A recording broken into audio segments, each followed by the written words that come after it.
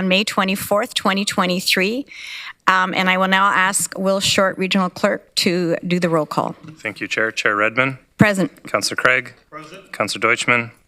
Present. Councillor Erb. Councillor Foxton. Present. Councillor Harris. Present. Councillor Huenick. Present. Councillor James. Present. Councillor McCabe. Present. Councillor Nowak. Councillor Solonen. Present. Councillor Shantz. Present. Councillor Rubanovic. Councillor Williams. Present. Councillor Wolf. Present. And we have regrets from Councillor Liggett. Thank you, Chair. Thank you, colleagues.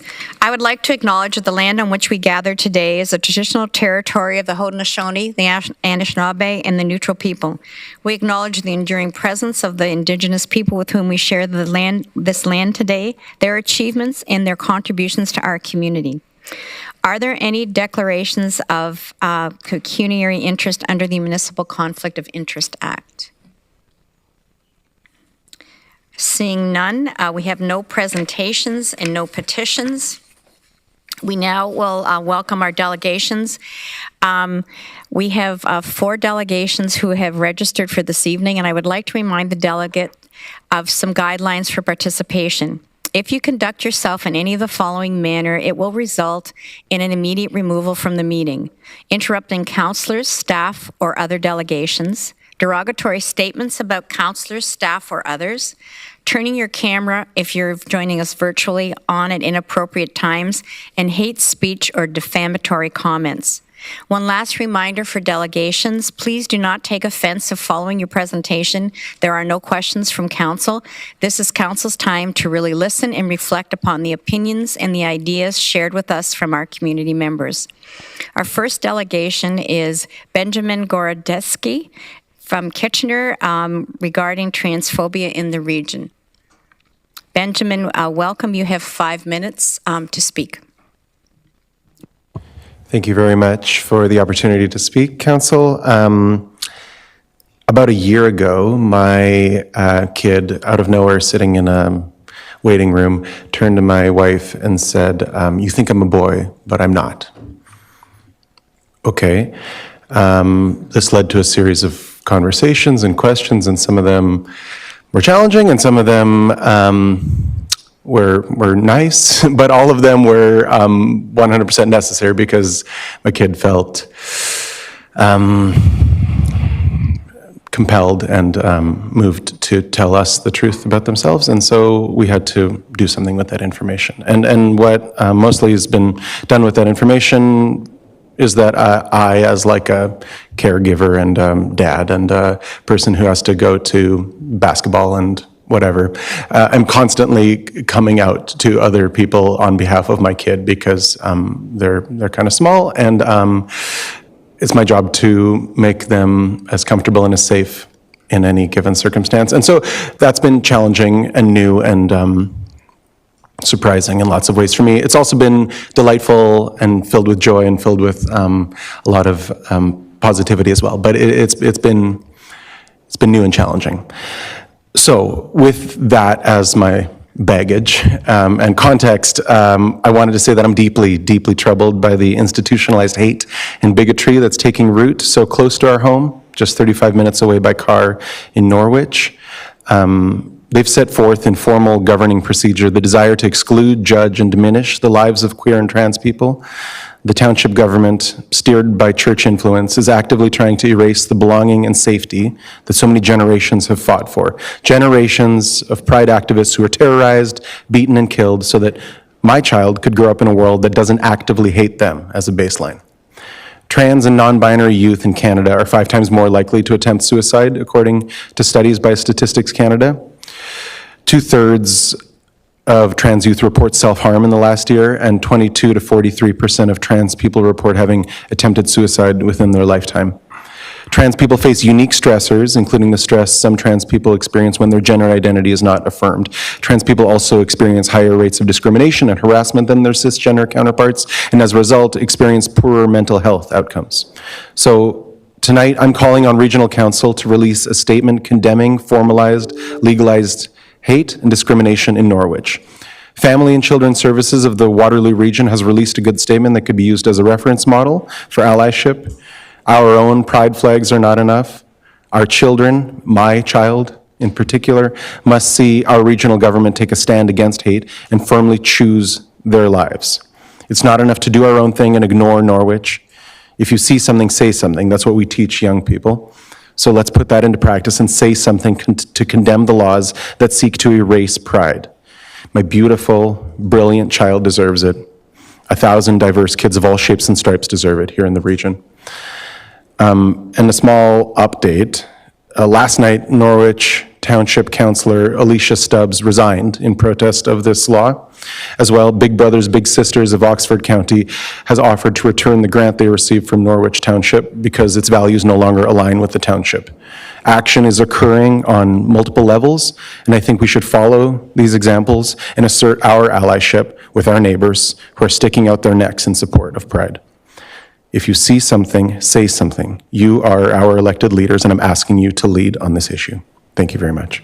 I want to thank you very much for coming and for sharing a very personal story, and know that I speak on behalf of council in this region that we will always be allies and always proudly fly the pride flag. So thank you very much for coming. Thank you.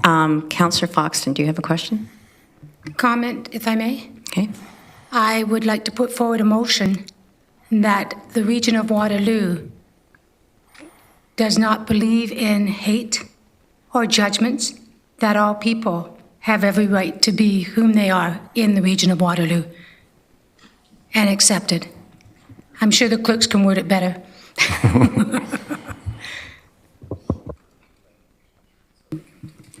So, Councillor Foxton, I appreciate that you've been inspired. If we could deal with this later on in the meeting. Right now, we're listening to delegations. Of course, thank you. Thank you.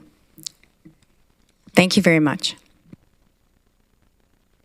Councillor McCabe?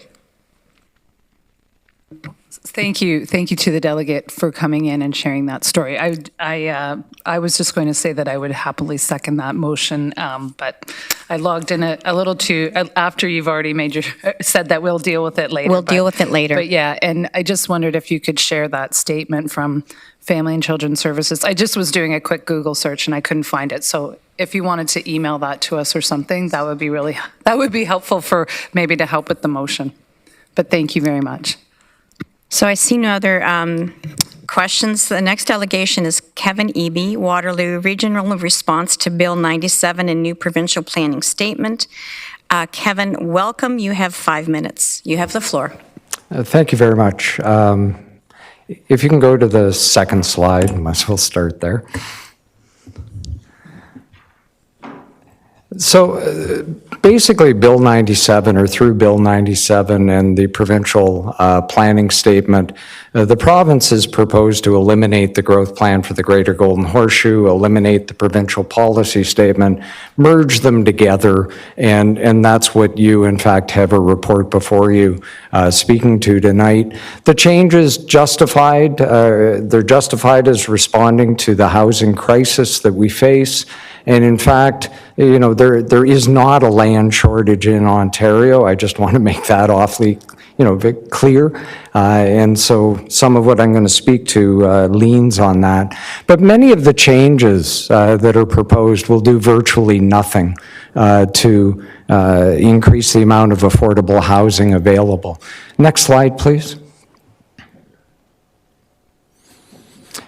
Some of the changes proposed will cause serious damage, but they're survivable. We can accommodate the changes. We can work over the next 10, 20 years to make sure they're not damaging.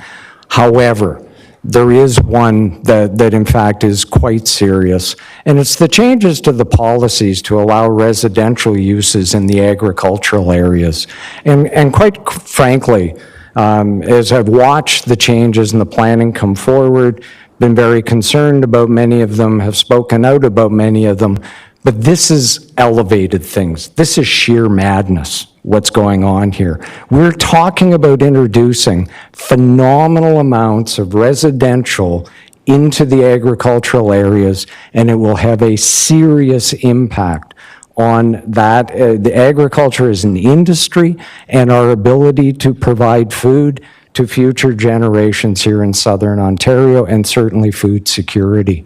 And these changes have virtually no impact on the housing crisis. The segments of the housing industry that are in crisis are really dependent on housing being built within the built-up area in order to facilitate the type of development that they need to get them out of crisis.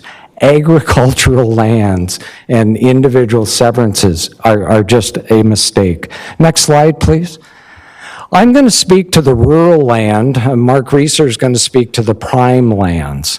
And in the rural lands, basically, the policy is being changed from residential development being permitted, including lot creation, where it's locally appropriate. And that's really key because the municipality has the ability to regulate it.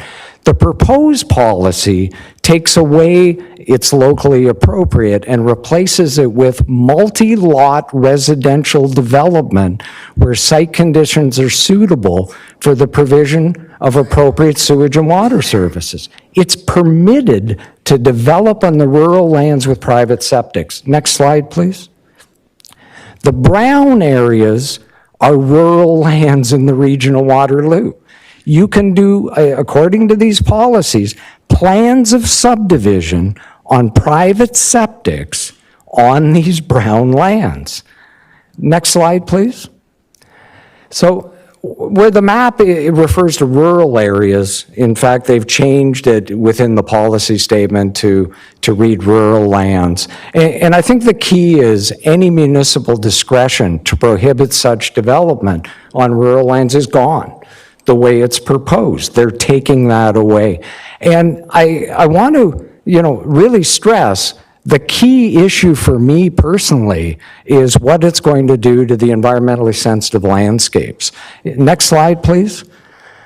If you take a look at where the environmentally sensitive landscapes are, they virtually overlay the rural lands in the region of Waterloo.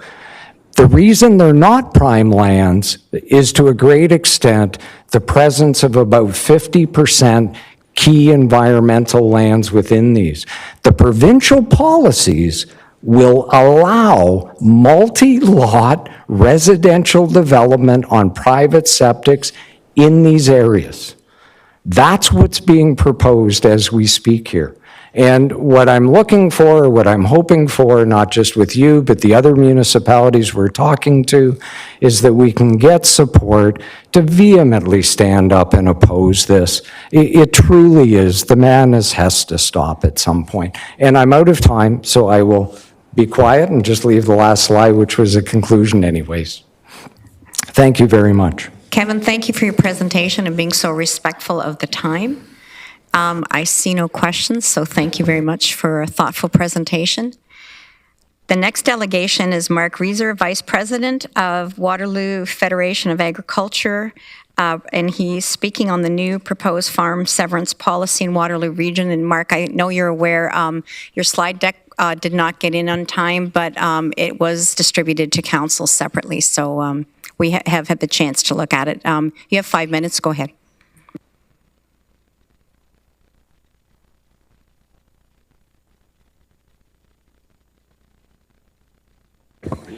I was told to do that. May I start again? Thank you. Good evening, everyone.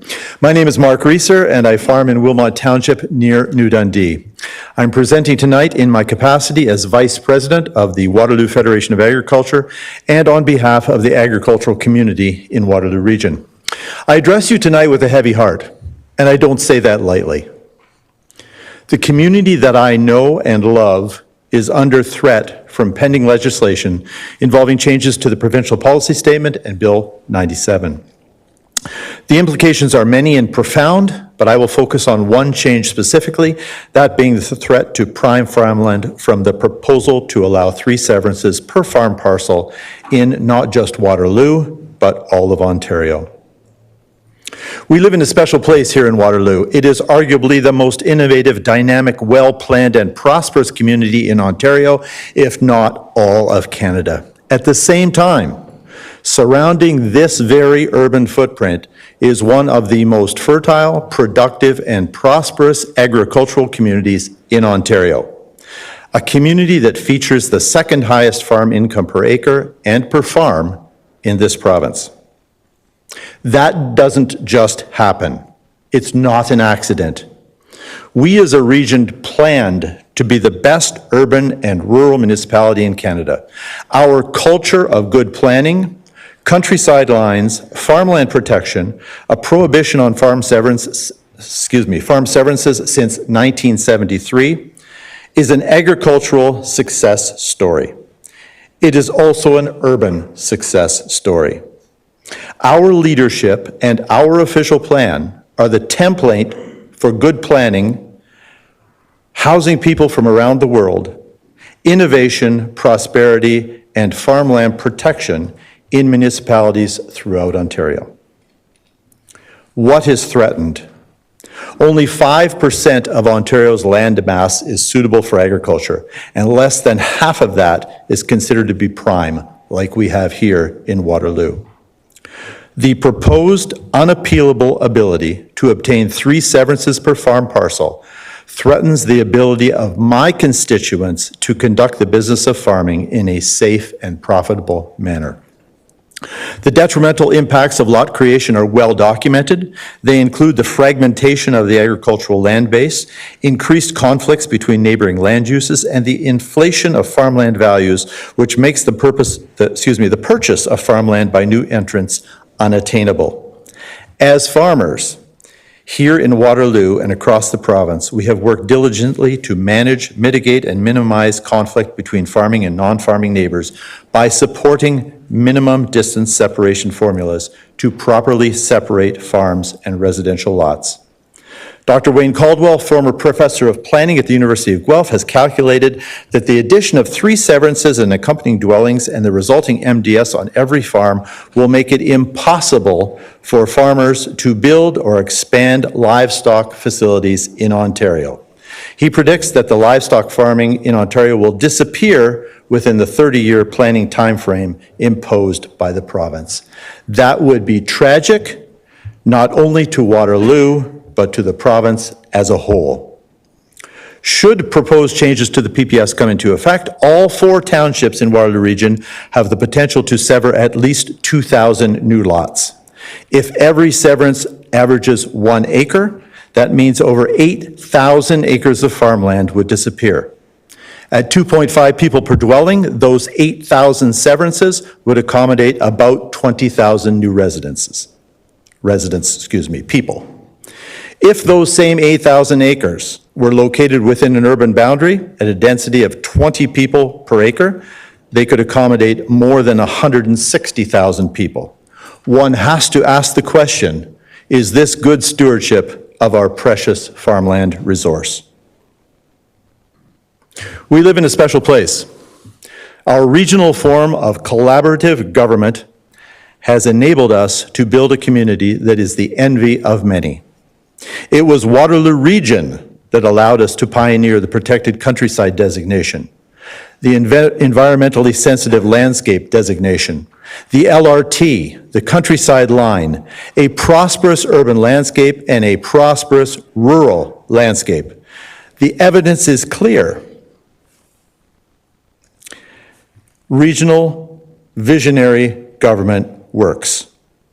Step outside this very building and look at the skyline that profiles our innovative and prosperous economy, or cross the countryside line and survey a landscape that not only feeds us, but sustains every part of our natural environment. We are better together than apart. In conclusion, thank you all for what you do, both elected and staff. You are in fact appreciated in the rural community. Be bold, be visionary, innovate, and continue to be an example for the rest of Ontario. Fight back when good things are bullied, imposed, or pushed aside. That's your job. Never stop speaking forcefully and eloquently to those with dollars and those in power. And please remember, there is only one landscape, and that people and the natural environment and agriculture all have to share it. Thank you. Thank you, Mark. I cut you some slack because you had a false start, and you used those magic words in conclusion, so I figured you were winding up. Thank you. We do have some questions. Councillor McCabe, please go ahead. Thank you very much, through you, Chair Redmond. And this is a question for both you and Kevin Eby, if you feel like responding to it, because I think you're in tandem here tonight. But first of all, thank you both very much for your for your delegations and for the work you're doing to respond to some of the, Bill 23, Bill 109, and then the current draft provincial policy statements. I really appreciate it. I've been, I think, fairly vocal.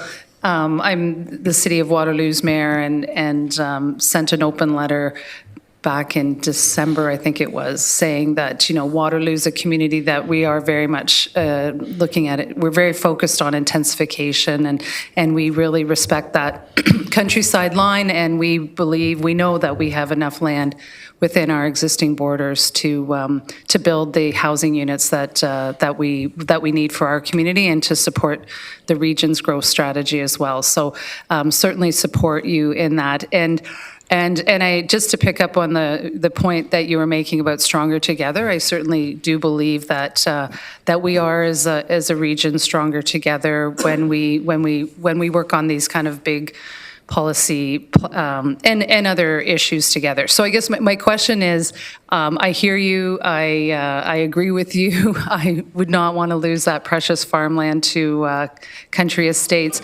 My question is, how have your discussions been, or assuming you've had some discussions with with the local MPPs, how have those gone, and what kind of message have you heard back from them? Mark, it looks like Kevin wants you to answer that one.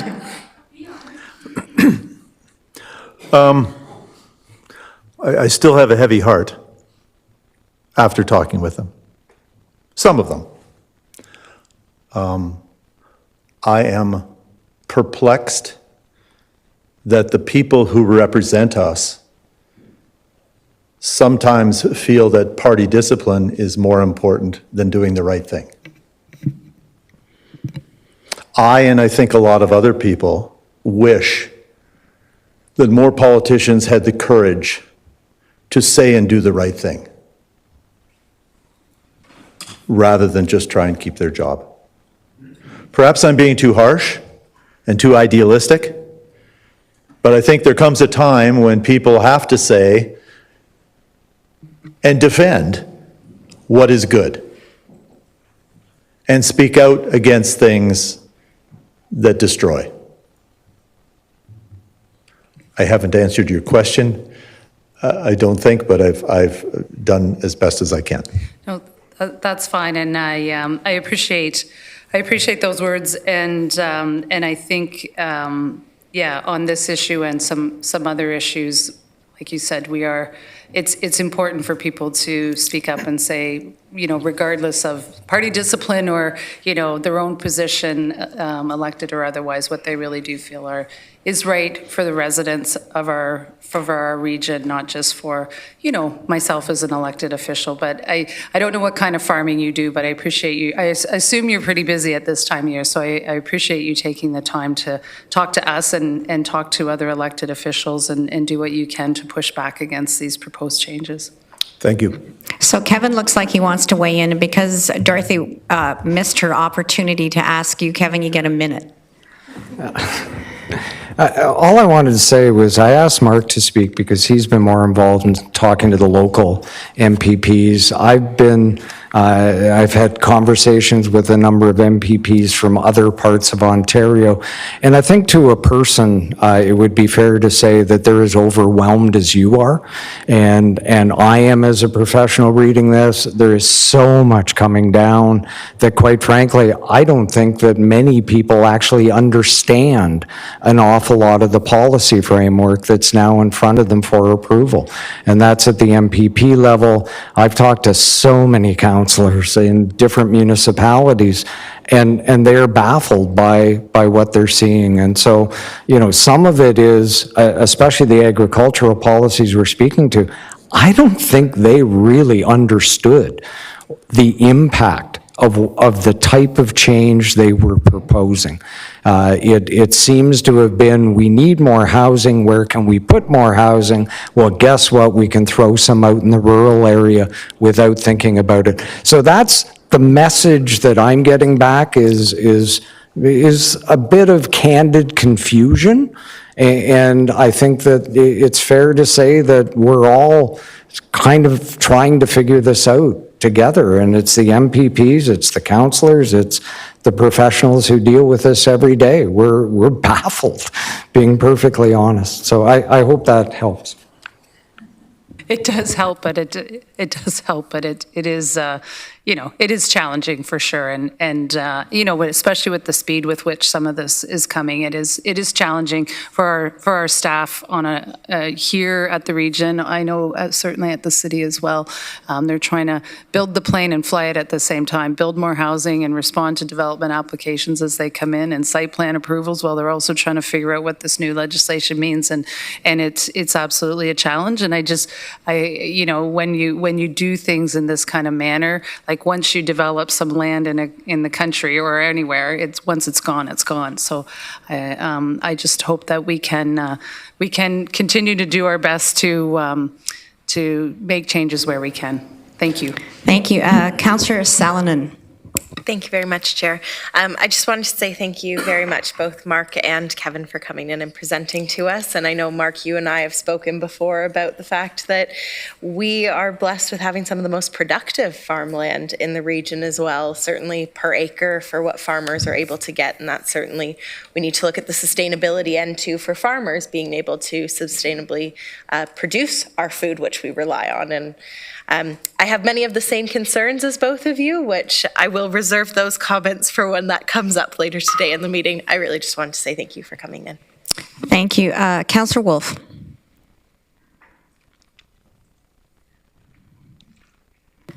Through you, Madam Chair. And I too would like to thank you both for coming in and ask you what you would like us to do. I think, you know, we need the municipalities to speak up and to say vehemently to the MPPs, to the provincial government, this is not the way to go.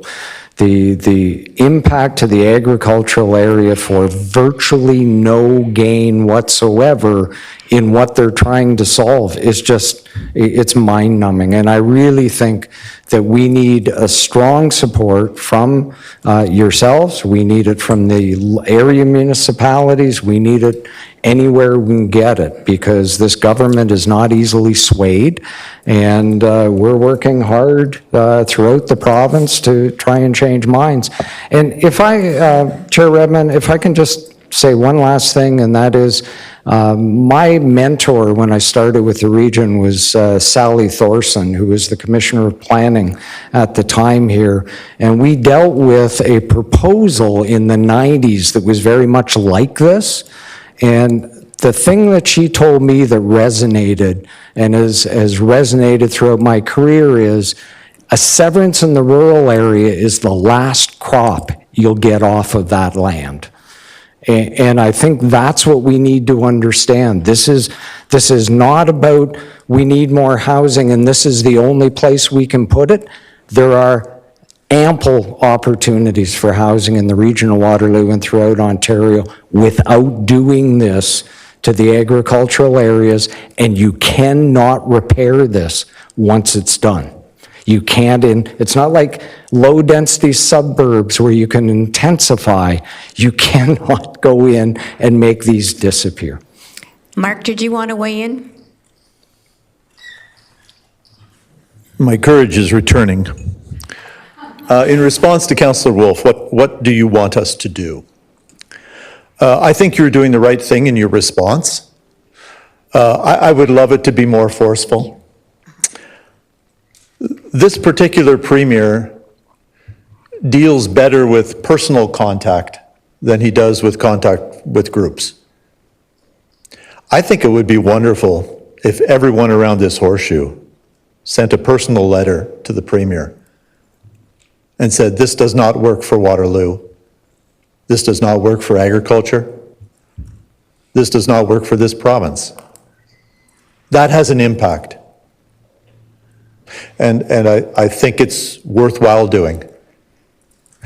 And if I might say one more thing, Madam Chair, a plug for regional government. And that is this.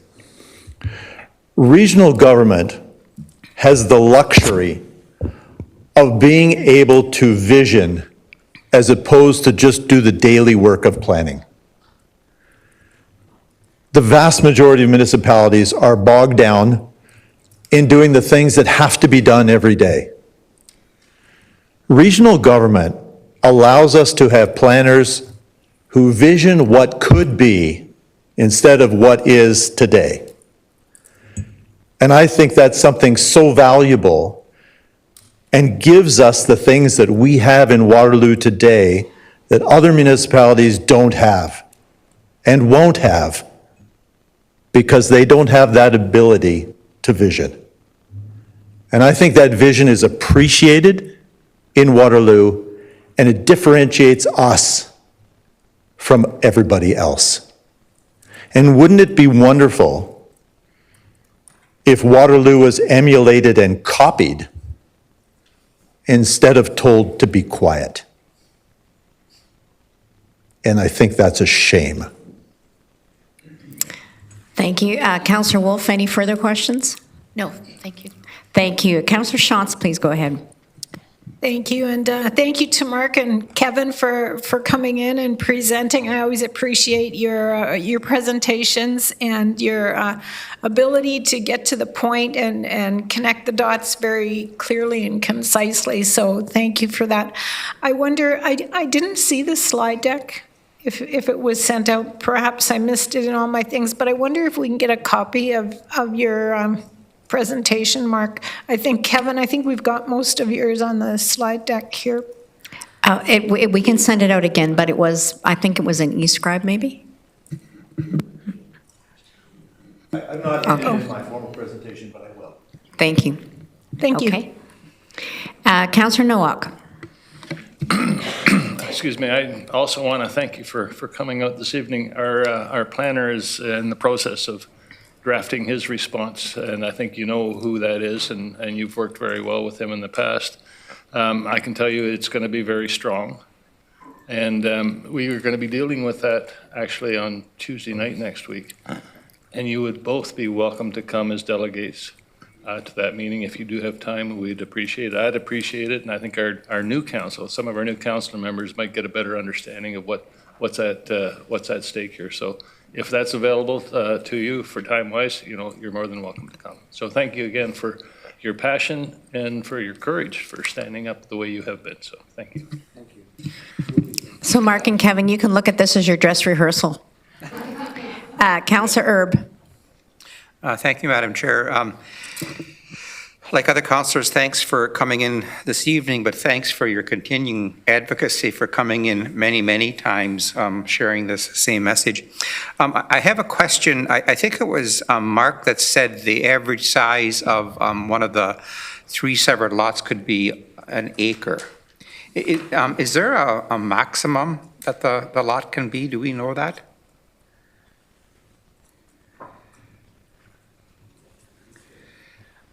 I'm not sure there's any document that indicates the size at this point.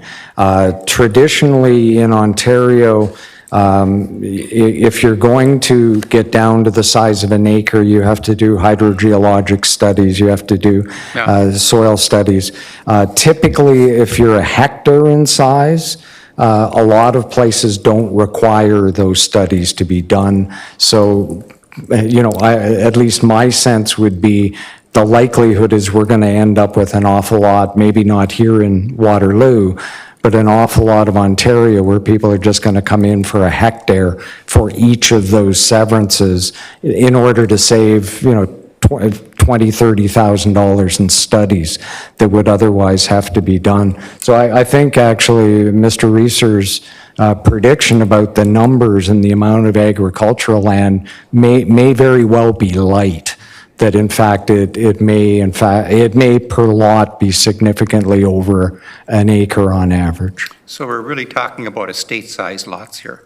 Oh, they have to be estate-sized lots in order for them to be on septics and wells. And when you get to the point where you're doing multi-lot, all you have to do, if, the Bloomingdale area, there's a plan of subdivision that was just done on Snyder's Road as you go to the Snyder's Flats. The lots are mammoth because they had to be that in order to accommodate septics and wells. And once you start getting more and more together, the land you require gets bigger and bigger. And the concept in the rural areas that you can do subdivisions is what's proposed on private septics and wells is truly, that's going back into the 1970s. We're going back 50 years in planning here. Thank you. Thank you both, Kevin and Mark. And Kevin, I appreciate you raising the memory of Sally Thurston. Thank you very much. Our next delegation is joining us virtually, and it is Catherine McGarry, Cambridge, to speak to support for the resolution on counselor harassment. Catherine, if you're there, you have 5 minutes. Oh, there you are. Hi. Thank you, Chair Redmond and members of council and staff. I am here to strongly support the motion regarding Bill 5, Stopping Harassment and Abuse by Local Leaders Act, initiated by MPP Stephen Blake. I believe voters and taxpayers should be more informed about this issue.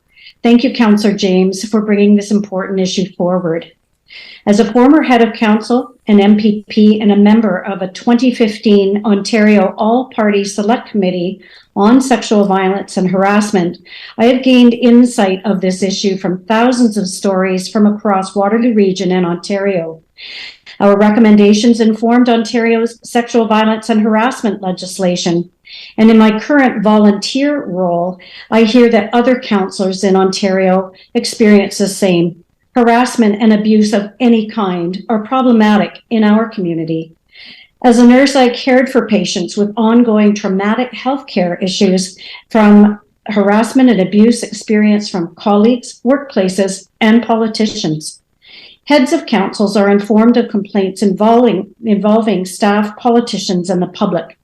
They know of ongoing behavior from certain politicians, Integrity Commissioner investigations that result in sanctions for breaching codes of conduct are brought before councils. Multiple respect in the work complaints are sometimes filed against one individual. Some politicians or their family member or friend can be threatening in words, tones, or actions, creating a power imbalance that creates a toxic, fearful, intimidating work culture. Some use fake social media names and accounts to harass, undermine, and discredit colleagues and staff, and a recent example can be found in Cambridge. A city's mandatory staff and council relations policy was long delayed by some obstructive councillors who apparently had complaints against them. The public and local politicians deserve better. There was a provincial consultation done in the last term which did not result in new, tougher legislation nor the ability to remove an elected councillor from office, even with proven egregious behaviours. There are cost impacts to taxpayers to be considered without tougher consequences for harassment and abusive behaviour. A toxic work culture based on fear, intimidation, and threatening behaviour is not conducive to a productive council and staff, good, healthy debate, or the budget. It is hard to attract and retain top talent and leads to increased human resource costs of recruitment. A recent example was a candidate with an offer for a senior city position who did not sign after watching a particularly fractious council meeting where a councillor was abusive to staff and the colleagues. There can be a chill from investors and new businesses, increased city legal fee costs when a third-party lawyer is required to weigh in on complaints, increased security costs for changes to council chamber, city hall, and more staff, increased costs for policing, for protection, advice, and investigations. Staff time is taken up to manage these issues. There are impacts to voters and those who are harassed and abused by local politicians to consider. A decrease in mental health and productivity, negative impacts on one's personal and family life, increased costs, including personal home and safety, as well as personal lawyers' fees, are negative outcomes. The media often sensationalizes misinformation spread to discredit others, affecting work opportunities post-elected office. Personally, I spent thousands on protecting my professional license due to media and social media comments, especially as I was granted an extended leave of absence while elected from my employer. These attacks were aimed at myself, my spouse, his business interests, and impacted my children. Although one has a tough skin as a politician, we should not have to endure the abuse. As a society, we need to hold these abusers to account. Lastly, democracy is undermined.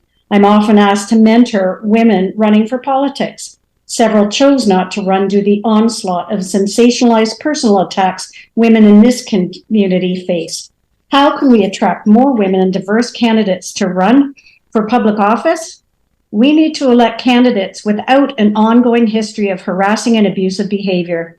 As a society and as voters, we need to do better in person and online. Part of the answer lies in Bill 5 getting passed. In a chat with MPP Blais last week, he said he's grateful for your support. So am I. Thank you. Thank you very much, Catherine. I see no questions. Thank you for coming and adding your voice of support to that piece of legislation. Colleagues, that is the end of delegations. The next agenda item is minutes of previous meetings. And we'll now have a motion to approve items 7.1 through 7.14. If I could have a mover and a seconder, moved by Councillor James, seconded by Councillor Salonen. Please use eScribe to indicate your support or non-support.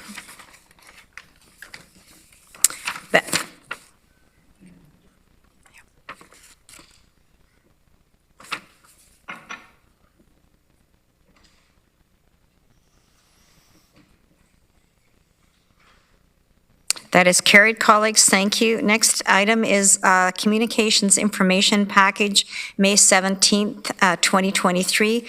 This was distributed to council members electronically. I see no questions. The next is a motion to go into Committee of the Whole to consider reports. If I could have a mover and a seconder. Moved by Councillor Hunick, seconded by Councillor Williams. Please use eScribe to vote.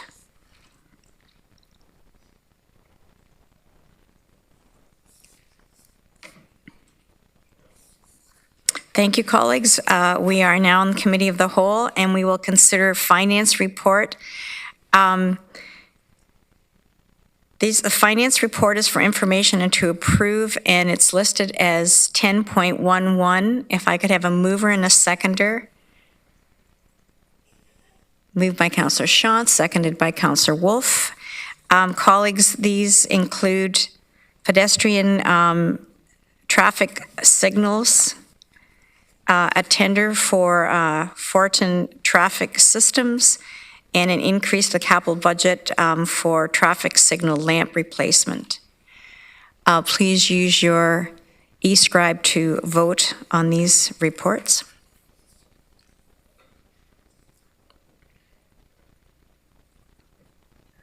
Thank you, colleagues. We now have a committee report from the Audit Committee, April 26, 2023. And this was it's a motion to approve the attached consolidated financial statements, sinking fund financial statements, and trust fund statements for the fiscal year ending December 31st, 2022, as set out in a report attached. Moved by Councillor Harris, seconded by Councillor James. Please use eScribe to vote. It is posted, and now it's gone.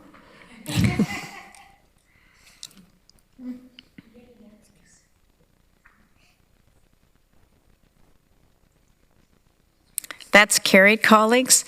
The next agenda item is Administration and Finance Committee summary.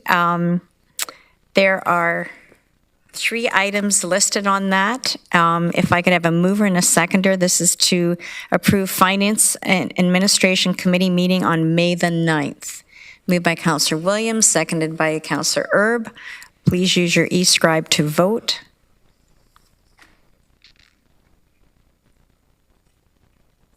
I would underscore, colleagues, that this is also supporting the Bill 5 that Catherine McGarry supported in her delegation.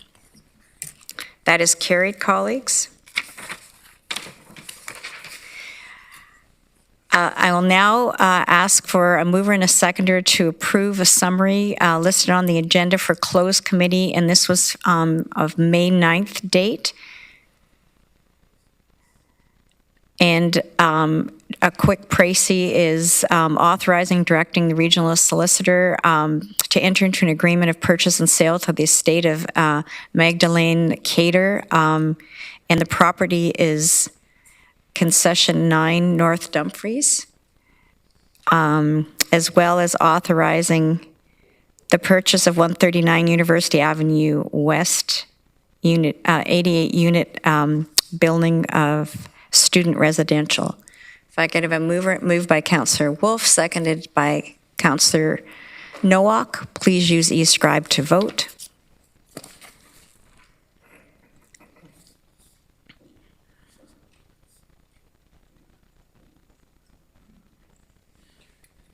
That is carried, colleagues. The next agenda item is Community and Health Services Summary from a committee on May the 9th, 2023. If I could have a mover and a seconder. Moved by Councillor Wolf, seconded by Councillor Erb.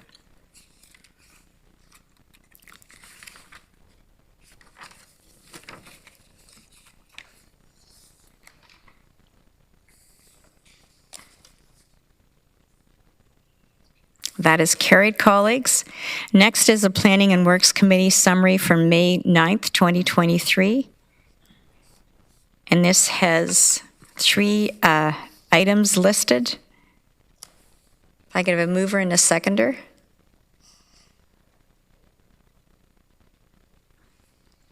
Moved by Councillor Salonen, seconded by Councillor James.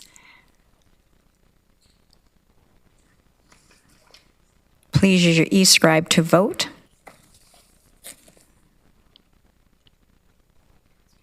That is carried, colleagues. Next is the Library Committee summary of May 9th, 2023. And this, the Regional Municipality Library Committee, the Region of Waterloo Library Committee take the following action of the year-end financial results, approve the attached financial results, and allocate the 2022 Region of Waterloo Library operating surplus in the amount of $66,127 to the Library Capital Reserve. If I could have a mover, moved by Councillor Salonen, seconded by Councillor Nowak. Please use your e-scribe to vote.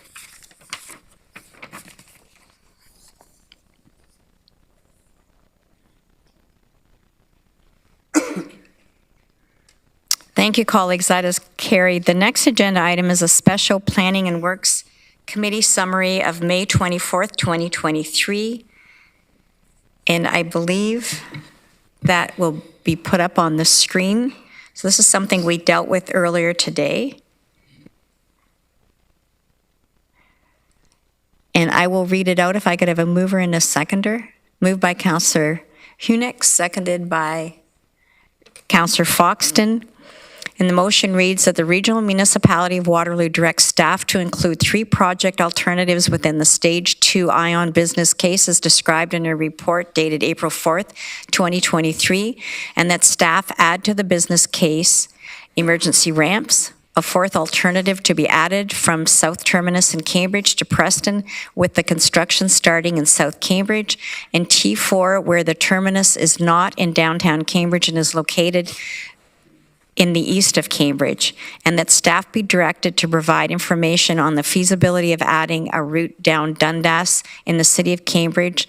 In point 2, that staff, this was taken separately, that staff add the Stage 2 ION business case BRT to be considered and costed. So it's been moved and seconded. If you use your e-scribe to vote.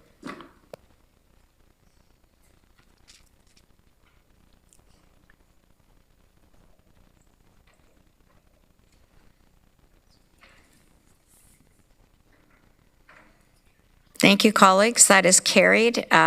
We now have an opportunity for Chief Administrative Officer Bruce Lochner to provide comments on a report. Great, thank you, Chair.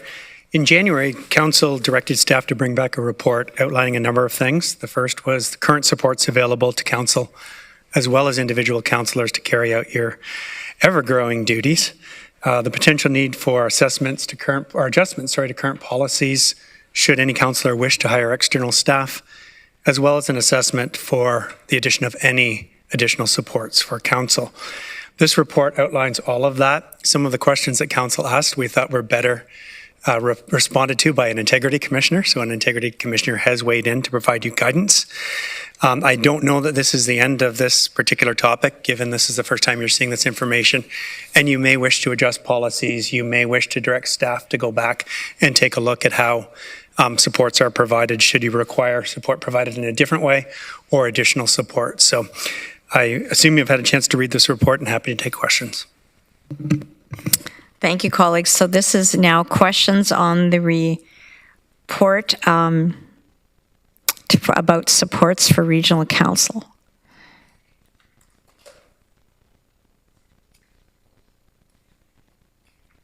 Councillor James. Thank you, Bruce, for looking into this and for the thorough response from the Integrity Commissioner. It helps to provide some clarity. I do think there may be an opportunity for policy, maybe a discussion about that with you. As I think indicated in the report, there could be something that could be created. So I'm happy to discuss that and maybe bring something back. Thank you. Any further comments? Thank you very much for a thorough report, Mr. Lochner. Councillor Foxton? I understand. At first, my first thoughts were that the staff have been amazing. Every time I've asked a question, they've been professional and got me the answers. But after talking to some of my counterparts, I realize I don't only have this staff, I have my township staff. So in some cases, I think they may need additional administrative work for people that do research, as I have a CAO that does that for me. But we do have to be careful. If we went along with saying a staff person for councillors, then that we create that policy. We're saying a staff person for every councillor as long as the region exists, and may it exist long. That would cost more than benefits for life for councillors. And that's just a thought there. It would cost more than benefits for life. Now, there may be some justification. I'm sure that staff will look deeper into this to see that sometimes you do need more research. But I don't think each of us needs an individual. Just my thought. Thank you, Councillor Foxton. Councillor McCabe. Thank you, through you, Chair. Yes, thank you, Bruce, for the report and for the work that you put into it. I think there's some really interesting information in there. One of the things that I just wanted to be clear about was, I guess it's a bit different than what Councillor Foxton just said, but yes, I have City of Waterloo staff and a CAO and some administrative staff, but they don't support me at all with any of the regional work, or very little. I mean, occasionally there's some crossover because some of our issues cross over, right? But they don't provide any support for the work that I need to do at the region. So I just wanted, I thought that the report looked like city staff support, because I'm a mayor and I have other support, that I have support that, it read to me as though some of my staff at the City of Waterloo support me in my regional duties, and that's not the case. So I just wanted to make that clear, and I don't know what it's like for other mayors, but But I think this is important work, and I agree with Councillor James that we should put our heads together, not tonight, but that we should put our heads together and come back with some clear policy around this, and including, you know, as Councillor Foxton just said, maybe a review of what staff we have to directly support council, and is there enough there, and are they doing the kind of things that we need them to do? I mean, that's just sort of a helpful to do as a regular review to make sure that we're supported in the work that we do. So Mr. Lochner is going to weigh in. Yeah, thank you to both Councillors Foxton and McCabe. Totally agree. I think there was a reference in there to some other municipalities with slightly different governance models where they say that's provided by the area municipality, but I would argue that all of staff, we're here to serve all of you as council. You're all councillors, all 16, and should have access to equal support and equal treatment from regional staff, and we're all here to serve you as individual councillors as well as councillors as a whole. And I do appreciate this, I do feel supported by regional staff. I just wanted to, there is a bit of I try to be clear that there's a delineation with City of Waterloo staff and Region of Waterloo staff, but absolutely I appreciate the support that regional staff provide. Thank you. Councillor Williams. Oh yeah, I just had a question of clarification. So I read through the whole report, and I think it absolutely makes sense to have parameters and have a policy that dictates exactly how we can operate within this hiring of staff. But is this specifically for if we were to hire our own staff outside of this, or would this also include because they kind of implied maybe there would be staff that would be assigned to councillors, or I just wasn't clear on, or does it encompass both types of things, if that were to happen in the future? I'll try to clarify. I think there's two parts to the question. One is in terms of your access, obviously, the officers of the corporation, the commissioners, and may have certain obligations, and our primary obligation is to serve council. If you require research or, as we saw tonight, staff, please take this away and come back. The entire organization is at your disposal to perform that. In addition, there are some specific roles in here that we outlined. The clerk's office is an example. The legal team, the regional service legal team, is there, both serving the administrative side as well as you. When we move through the organization, you have a chief of staff to the chair, as well as admin support. So council has its own admin support. So really it's intended to cover the waterfront. You have deep experience down to, say in Jennifer's area, water resourcing and wastewater, all the way to admin support. The integrity commissioner in section D, I think it was, commented on should an individual councillor wish to hire their own staff, guidelines and guidance around doing so. Okay, thank you. So it did encompass both. That was my question. I just wanted to make sure I was understanding correctly. Thank you. Thank you. Councillor Hunig.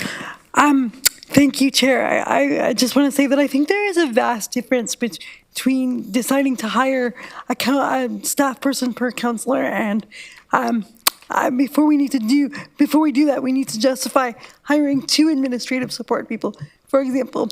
And then secondly, in the interest of transparency to the public, I do want to note that I personally have an accessibility assistant that makes the material that we need to view as regional councillors accessible to me.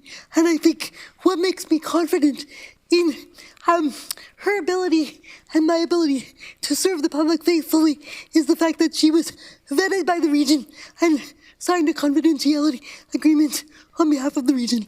And so I just want to put out there that in order to ensure that we're all on the same team and that we're all serving the region, confidentiality on behalf of the region is very important. Thank you very much for that. Councillor James. Okay, Councillor Foxton.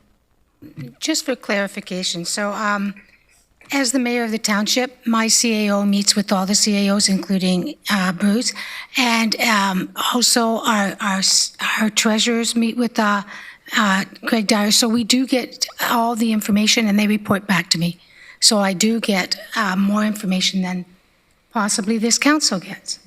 So that's what I was trying to get at when I stated that. Councillor James has rethought.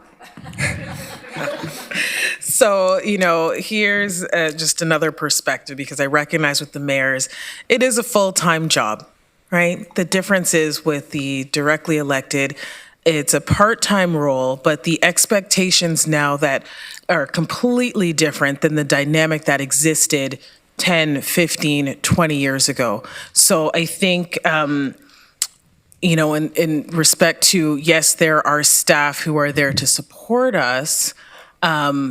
This may change the dynamics of the conversation, but again, when we're looking at things from an equal perspective, it's a part-time role with a increasing demand, and then you've got one research administrative assistant and staff potentially, but recognizing we're short-staffed.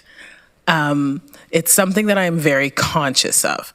So I think there is a discussion, especially given the current climate that we're in and the expectation of potentially looking at a deeper dive into supports. And I say this from somebody who recognizes that this is a part-time role, but also given the time and climate that we're in, that there are additional, I'm not retired, and there's expectation there as well. So thinking and processing at the same time, I think that the mayors, this is your full-time job, absolutely, but the directly elected councillors right now are being asked to do a lot more with a lot less, and we recognize that there is additional pressure on staff in a time when we are short-staffed as well. So I think it's a valid discussion. It's maybe something that, as Bruce, you alluded to, we're going to have to come back to. And again, looking at potentially some policy around there. Thanks. Thank you for that. I see no other speakers. So we will receive this report and no doubt come back to visit it at a future date. Other matters under the Committee of the Whole is an update on 3 high-risk encampments in Waterloo region, and I will give the floor over to Mr. Sweeney.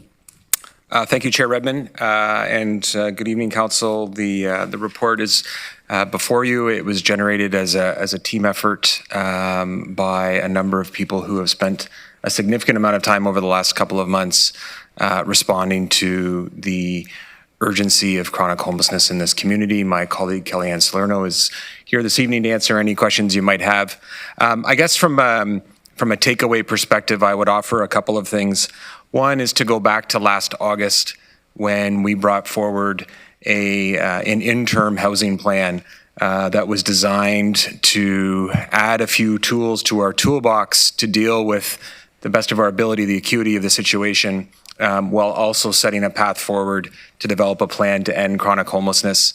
And at that time, we included a new program for a managed hybrid shelter, which has resulted in our new program out on Herbs Road. And you might recall we made a solid commitment to the best of our abilities to center the voice of lived and living experience in all of this work. And while that is not always done as perfectly as we would like, it is a consistent effort. And at that time, we, through the work of our staff, went out into the large encampments and asked people who were living there if we built this type of service, would they take us up on it? And approximately half of those folks indicated that they would. And so here we are now in May, and that service is online. And the numbers in the report show that, again, of the folks who were currently living in the large encampments on March 1st, approximately half of those have taken us up on new offers of shelter, including the hybrid shelter on Herbs Road and the new shelter care at House of Friendship. And that said, it also goes to show very clearly, not only on paper, but you just have to drive down the road to know that those encampments are still here. They are smaller and they are still persistent. We do as staff feel that supporting the people living in those encampments is important, and we still believe that our focus needs to be on providing those supports that people need, and most importantly, doing the work that is necessary to actually end chronic homelessness in this community, and that's a plan that will come forward later this year. So I guess with that, I will just see if there's any questions of myself or my colleague Kellyanne from Council on the report before you.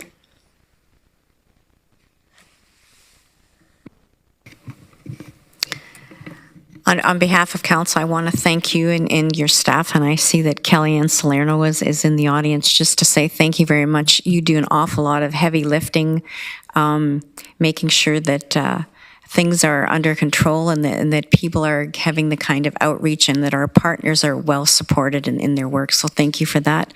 Councillor Erb. Yes, somehow I don't have a request to speak button. Basically, I was going to say what you said, so ditto. I apologize. I started speaking before I saw your name, but I think this whole community is in your debt, and this council certainly does appreciate a very small portion of what you do, because I know that you work all day, every day. So thank you very much for what you're doing to the most marginalized in our community. Next agenda item is proposed new provincial planning statement, key policy changes and implications. The housing update was for information. We're actually looking for a motion, but before we deal with that, I'd welcome Rod, Commissioner of Planning Development and Legislative Services, and Daniel DeFields, Director of Community Planning. So over to you, Rod. Yeah, thank you very much, Chair Redmond. Just a couple of brief comments. This is an update to a report that we brought to committee a couple of weeks ago. We did circulate the report to our area municipal planning heads and the CAOs, and had a fulsome discussion with them. A meeting was held to talk about the nature of the report and the approach taken in the report. We were able to make a few edits to better reflect some of the input that we got through those conversations. We've also elevated the discussion around the impact on agricultural lands, as was raised by Councillor Solomon, and it was actually reflected in the comments that were made by the delegations here this evening. That section was actually a bit embedded in the appendix, but it was worthy of bringing forward for sure. So thank you for that input. And we've also made a few updates in terms of grammar and clarity. So. With that, I know Ms. DeFields is here to answer any questions if you have any, and I'll hand it back to you, Chair Redmond. So thank you very much, and we do have some questions. Councillor Salonen. Thank you. Through you, Chair. Rod, just to you and your staff, I want to say thank you very much for taking the feedback and updating it. I'm pleased with where staff have landed, and I realized partly what I want to do and what was kind of touched on from our delegations today is, I think, more so a question around the horseshoe of how we as politicians can continue to push this forward as well.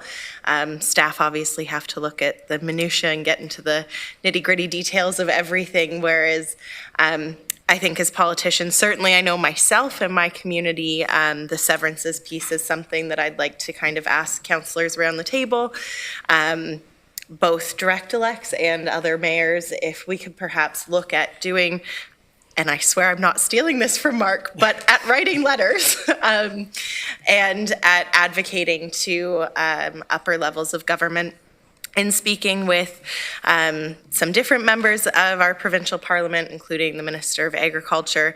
I certainly understand the spirit of where the province is going with these land severances and trying to get more housing and deal with that. However, there are many concerns that have already been mentioned around this table, so I won't go through all of that.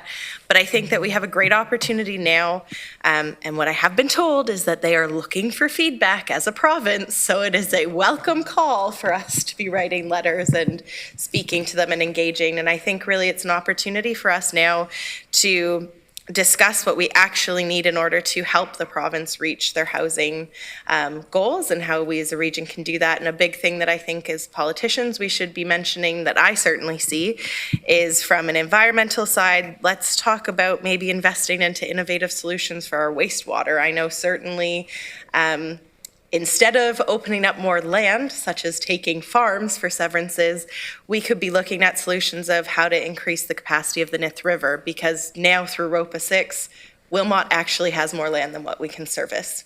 And that's going to be a bigger impact and a bigger thing inhibiting our growth going forward than the land use. So really, I just wanted to ask of my colleagues, would you be willing in joining in adding perhaps additional letters to what staff send along on our behalf? Or would you prefer a more formal motion? I think there's a lot of things that we can point and a lot of different things that we can give the province as other potential solutions, because they don't live the day-to-day of what our local municipalities do. And I think that's something that we have a great opportunity to share with them, how we can go forward and help achieve their goals of building the few million homes that they want to over the next 10 years or so. That was kind of my ask of council. I don't know how to formally do that, though, Chair Redmond. So Councillor Salonen, are you saying that you want letters of support to the motion and the report before us? Or are you saying that you'd like letters that caution on unintended consequences? So caution on unintended consequences in conjunction with what staff have done. I'm in support of what staff have done, but I would like to see the political side as well. I think that we do need to come down. In my opinion, certainly, I will be coming down quite strong. And part of it, too, that I want to mention is the nuance of there are some cases where severances might work, so not completely shutting off that conversation. So that's why I think it should be a more nuanced, more of a conversation than a summary of points from staff logistical perspective that we support. So it's in addition to the support that staff have provided. So I guess I would look to Rod and Danielle, but to say, should this motion pass, and I'm assuming that it will, it is perfectly in order to direct me as chair to carry that message forward. If there are unintended consequences or deeper dives that individual members would like to make, then I would think that sharing that with the rest of council would be great, but I would carry forward support of this motion. Okay. Does that provide the clarity you're seeking? That does. Rod, do you want to comment? Yeah, so I think this report will be filed with the ERO, and we will, and so it'll be a formal document approved by the regional council, if you so do that this evening. And of course, staff would appreciate any additional correspondence that councillors may wish to forward on behalf of this the content here. So are you directing that that letter of support go out from the chair's office and be shared? Please and thank you. Thank you. Okay. Councillor Hunick. Sorry, I am most definitely in support of this motion. I'm also trying to get Tim's attention because I need something. Thank you. Okay, I see no other speakers, so I would ask for a mover and a seconder. Moved by Councillor Wolf, seconded by Councillor Salonen. Please use eScribe to vote.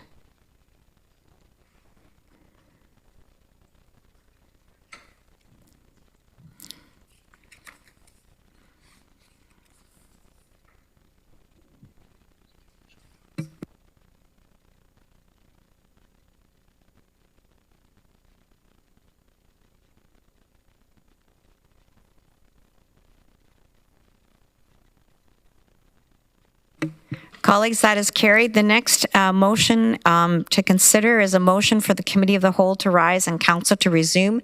If I could have a mover and a seconder. Moved by Councillor McCabe, seconded by Councillor Schatz. Please use your buttons, and this is that the Committee of the Whole rise and Council resume.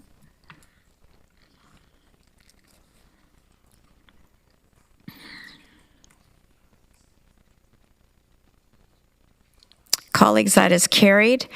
The next motion to consider is to adopt the proceedings of the Committee of the Whole. So I would move by Councillor Hunick, Sorry, I have a question, and I'm trying to register to speak. Okay.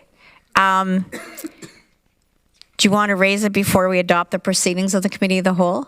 I would appreciate it. Okay, please go ahead, Councillor Hunick. I'm sorry, I didn't realize that in the summary of the things that we just approved, we also approved the multi-year accessibility plan, and I meant to speak to that. Knowing that this has been previously endorsed by the Grand River Accessibility Advisory Committee, I was clearly, obviously, prepared to move it as well, but I think that for Waterloo region to be as accessible as it can be, we need to be mindful that our accessibility plan should be worked into our strategic plan as a whole and should also touch on things like facilities, economic development, and HR policies. Thank you. Thank you very much, and I apologize, Councillor Hunick. I should have flagged that when we were going past. So you make a very good point. That's something that you're signaling that GRAC will deal with and that we will ask staff to come back with in the fall, correct? Yes, I plan to consult with both GRAC and staff, and the addendum will be offered in September of 2023. Thank you very much, and also that it is part of the conversation as we go forward with our strategic plan, correct? Excellent. Thanks. Thank you very much for your leadership in this area again, Councillor Hunick. That is duly noted.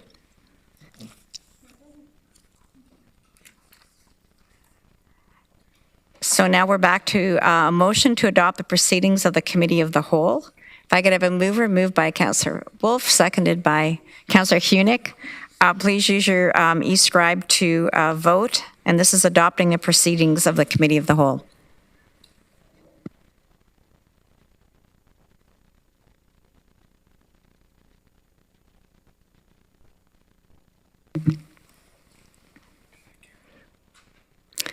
Colleagues, that is carried. The next item is motions, and I know that there was some interest in moving a motion having to do with the transphobia conversation that we had with the delegation. So I'm just going to ask, do we have consensus to waive requirement for a notice of motion? Okay, so that is agreed, and we're not going to call a vote then. We have consensus on that, and I will now go to Councillor Foxton. I believe Councillor McCabe offered to second this, but Councillor Foxton, if you would like to talk about the motion you would like to move. Thank you. I'd like to just read it out, and I'm sure staff will put it up for this. That the Regional Municipality of Waterloo opposes hate and prejudice in all its forms, and that the Regional Municipality of Waterloo is committed to diversity, equity, and inclusion, and opposes any form of racism and discrimination that undermines the dignity and the rights of all residents, including 2SL LGBTQIA plus individuals in the region of Waterloo. Thank you, colleagues. That has been moved and seconded. Are there any comments or questions before we vote?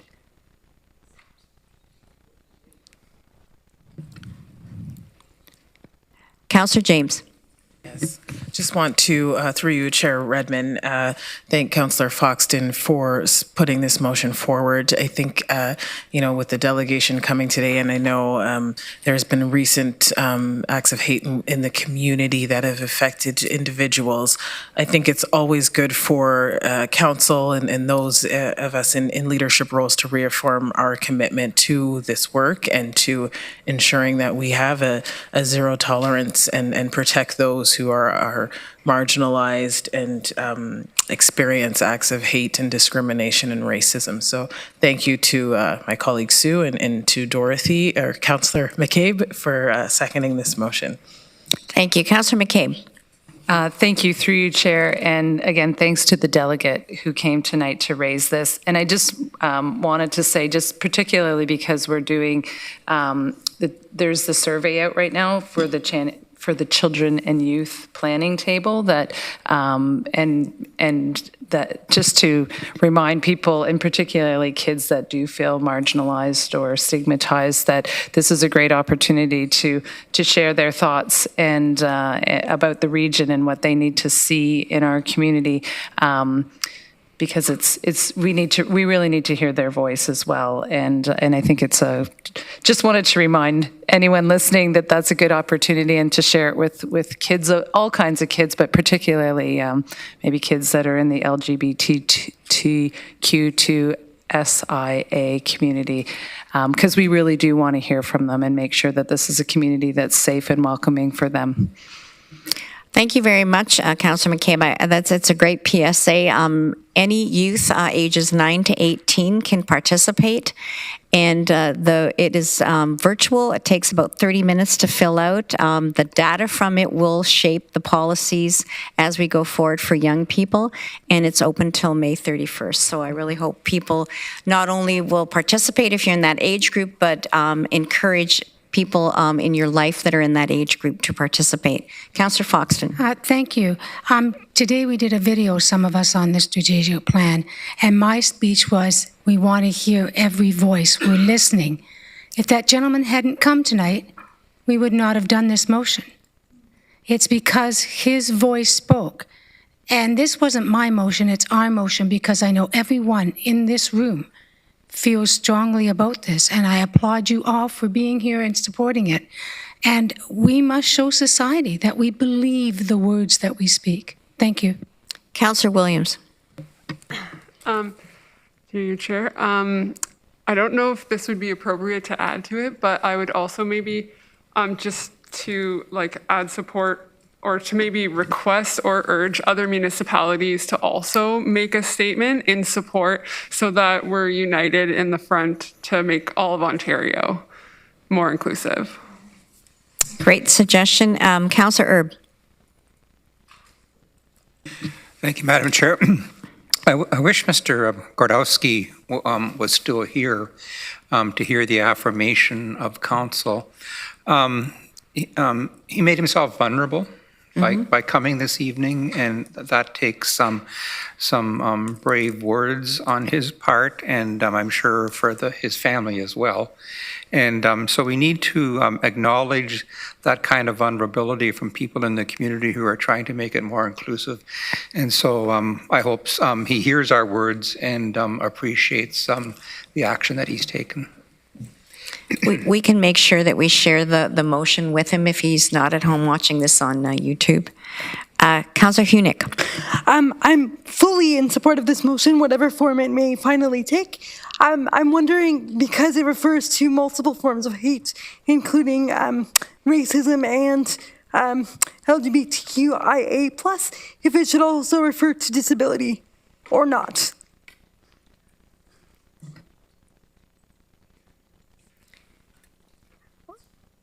I would look to the mover and seconder. Councillor Hunick is asking if we would include people with disabilities as well. Of course. I don't want you to be prejudiced against me. State that explicitly in the motion. Specifically to amend that motion. Can we? No, that's a friendly amendment, I think. Okay, so it is perceived by the mover and seconder that would be a friendly amendment? Yes. Well, before we do that, can we reverse and start commit to equity, diversity, and inclusion, rather diversity, equity? The term is usually equity, diversity, and inclusion. So we're going to switch out the motions, and I'm wondering if our amazing clerk's staff can put up. They're working on it. And I had 825.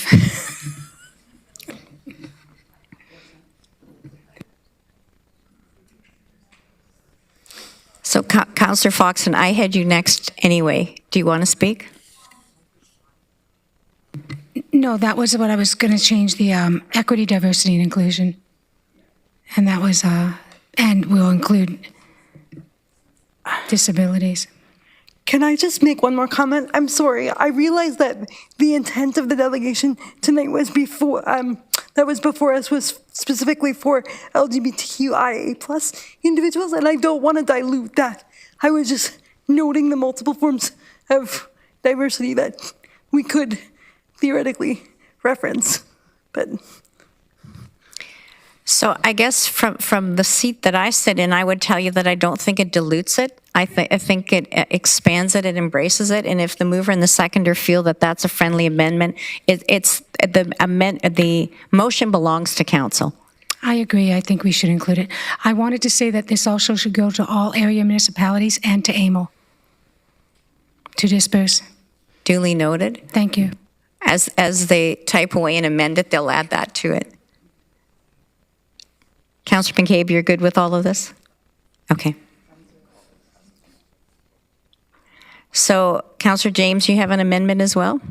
Through you, Chair Redmond, no amendment. I just want to clarify, Councillor Fox didn't put equity, diversity, and inclusion and equity first, because once you're addressing equity, you're addressing every single equity-seeking group, so this is why it's put first, and then you're reflective of the diversity, and you're moving towards the inclusion, and the outcome should be anti-racism, anti-discrimination once you've kind of encompassed it in that way, just to clarify.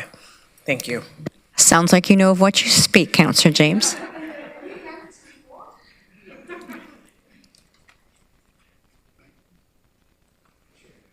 I don't see it up. It's...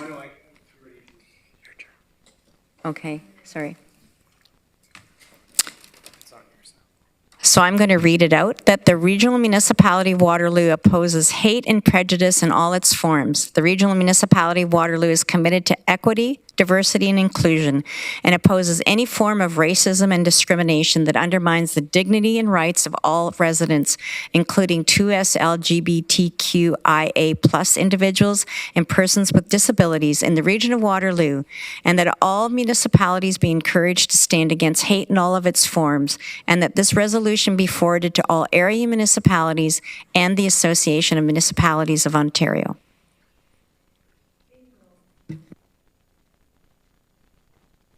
So we are now going to be voting on the amended motion.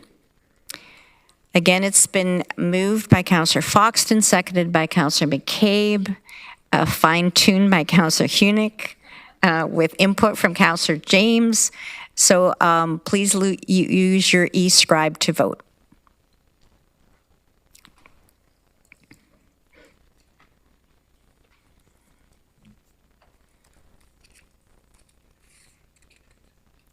As carried, colleagues. Thank you for that. I have no notices of motion, no unfinished business. I have no additional business. I have no questions. I actually have many questions, but I don't have any on the paper. I would now entertain a motion to enact the bylaws first, second, and third readings. If I could have a mover and a seconder. Moved by Councillor Erb, seconded by Councillor Salonen. And the following bylaws will be approved. The first one amends bylaw 16-023, and it regulates traffic and parking on highways under jurisdiction of the Regional Municipality of Waterloo. This pertains to Ottawa Street in the City of Kitchener. And the second one is to confirm proceedings of council in the Regional Municipality of Waterloo at this meeting held on May 24th, 2023.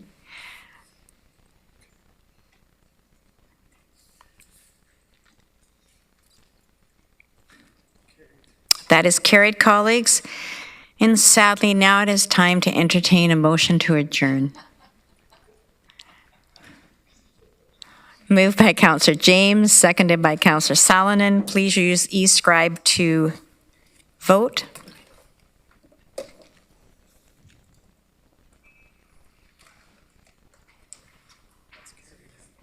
Thank you, colleagues. That is carried. Great meeting, covered a lot of ground, made some all important decisions. Please get home safely.